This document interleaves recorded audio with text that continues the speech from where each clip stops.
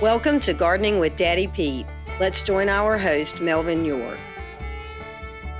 Well, hello, everyone. This is Melvin York, and you're listening to Gardening with Daddy Pete today. And over one of the questions that I get asked the most are about information or emails, or even when I'm out and doing some of the open houses, some of the customer appreciation days that I do at some of the stores that carry our products. And just like I was in Beaufort this weekend, and most of the question I had was, which soil for tomatoes and how do I grow a good tomato?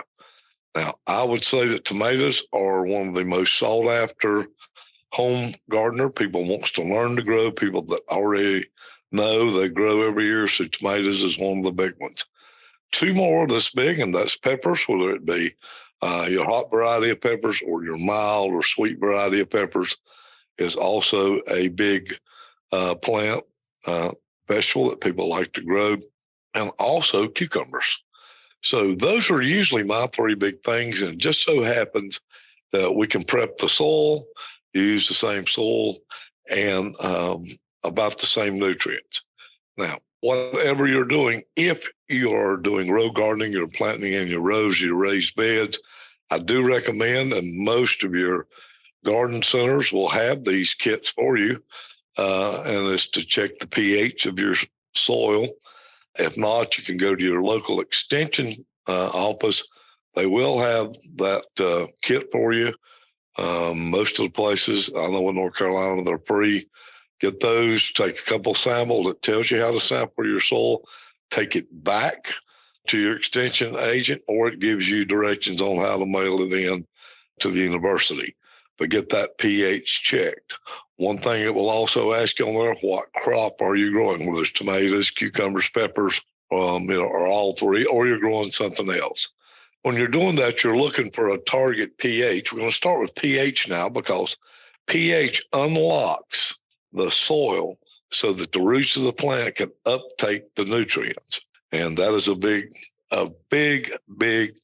key in getting anything to grow, and to grow properly and to grow healthy. Now, the way we do things like that is the pH, we go by numbers. 7 is neutral, okay? Anything below a 7 we call acid or acidic. Anything above 7, we call that more of alkaline, which would be more of the alkaline side. Now, keep in mind, 7 or below is acidic. There's a lot of plants that like acidic. For instance, blueberries, they like acidic soil. If you're looking at shrubs, azaleas are one that likes an acidic soil, somewhere around 5. They grow well in that.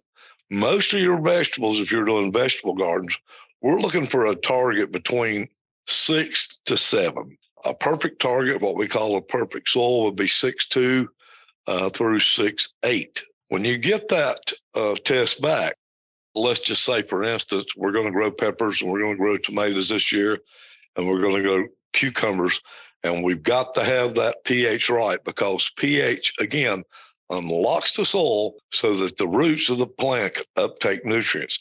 Now, let me give you an example. One thing about pH, just pretend like you're sitting at the table and all the food's sitting around you, but somebody's holding your arms down, and that is the incorrect pH. You can't get to the food to eat. So, but with the right pH, your arms come up, you can get to the utensils, you can get to the plate, you can get to the food, and therefore you can start feeding yourself with nutrients for your body. So same thing with pH. If the pH is wrong, the plants will not be able to eat, so to speak. So that's a big thing, that pH is correct if you're going to grow an optimum tomato, even for the point of sweetness, size, the texture. It's very, very important. So that is the number one thing. We get the pH right. All right, let's just say, for example, we're going to grow tomatoes. We're wanting to hit that target 6.2 to 6.8 pH. And we come back and our pH and add lime. Lime raises the pH. Now, it does it slowly. There's different types of lime, and different things you can do to raise that.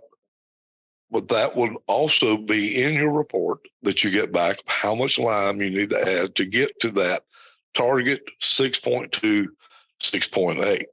All right, let's go to the other extreme. Let's get it back and say, hey, I've got a 7.5. Again, too high, too low. You lock it down to where the plants can't uptake the nutrients. So in that case, one of the things they will probably recommend that you do if you want to lower the pH, you use sulfur, garden sulfur. And again, they will give you these recommendations.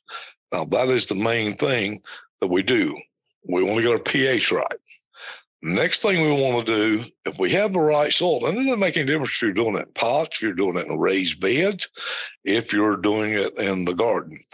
And that's why we have so many different mixes and so many different amendments at Daddy Pete. One thing you got to also consider too is drainage. We've got to have the organic. We want the nutrients there that you get from our organics, just like our Daddy Pete's composted dairy manure, which is used in each and every one of our products.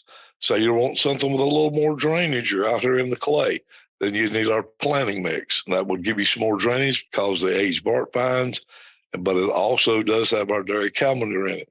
And you can do that. Say that you want to use our lawn and garden soil. Again, a good choice.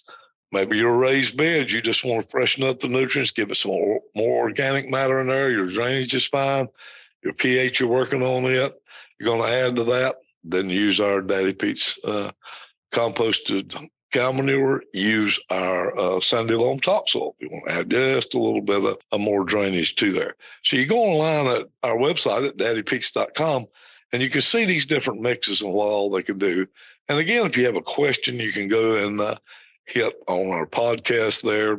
It does have a place where you can ask me a question or send a comment in, and we'll get that to you. You shoot me an email, and I'll email you right back with whatever question you have. Get that soil sample, and let's look at that. Now, here's the thing about it. A tomato needs, just like a cucumber and just like a pepper, regardless if it's hot or if it's sweet, needs to be in a good drained soil. They need to be in a soil that has some calcium added to it so we don't get blossom end rot on the fruit. Also needs to be evenly moist. And that's one reason that we always recommend that you kind of hill up that around that plant and let the dirt kind of feather off so the water will run off.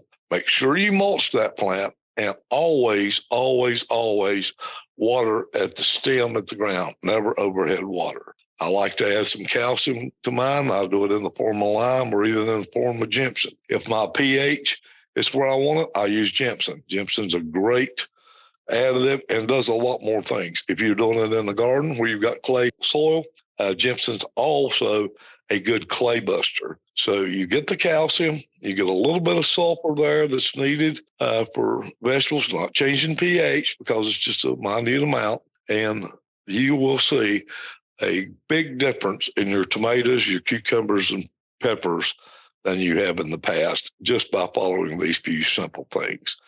Nutrient-wise is we can go online and we'll talk about the NPK, what's needed for that the next time. But right now, the main thing is to get drainage, get some organic matter, and get the pH right in that, whether you're doing it in the garden, row garden, you're doing it in raised beds, if you're doing it in pots, containers, doesn't make any difference. The pH has to be correct on your plants. Now, we were talking about tomatoes. If you get them too high or too low. Same thing works for that blueberry bush you set out too, and that's the reason we made our planting mix at Daddy Pete's. So we've got to keep that in that form of the pH lower. So, and that's what we're going for. Soil test for pH and nutrients is a must if you're going to grow optimum vegetables and fruit. Well, I really wish you would take just a few minutes and go, since you are gardening or starting out or you've been doing it for a while, go to our webpage. Like I said previously, it's just daddypetes.com. Once you get there, you can check out all of our line of products. You can see how long we've been around, since 1907. Gives you a brief story on where we're at. We're located in the heart of North Carolina, kind of next to the foothills. I'd say maybe a little more to the west side of North Carolina, but we've been hanging around since 1907.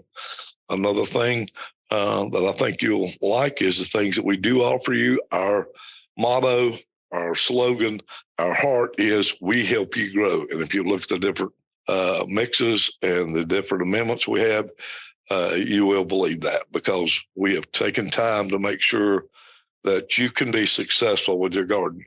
And while you're at our website, that's where you can utilize our podcast. They've been archived. Ask the questions. Trust me, there is no bad question. There is no wrong question. Questions is how you learn. And that's one thing that we do encourage you guys to do, is ask questions and we'll get you an answer. If you've used our products, if you have a comment, if you've got something a tip that helps the other gardeners, go on there, leave it there, and I'll get it out for everyone. That's just what we want to do here. So as you're doing your gardening, think about pH. pH is the thing that unlocks the nutrients or the availability of nutrients to that plant in any plant you're planting. Not all the pHs are the same for every plant. Okay, we give you the examples.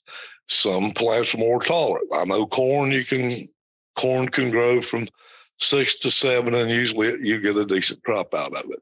Some don't like as much. If you go into planting, say green giant, arborvitae, they like more of a lower pH.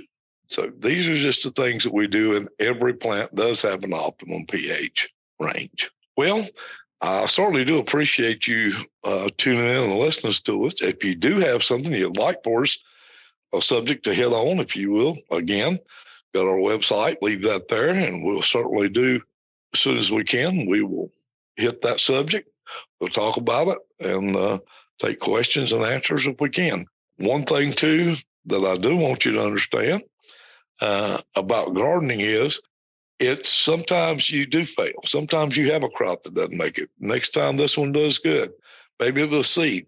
But what I want the new gardeners to understand is it's probably something you did not do wrong. And that's why we're here, so you can talk about those things.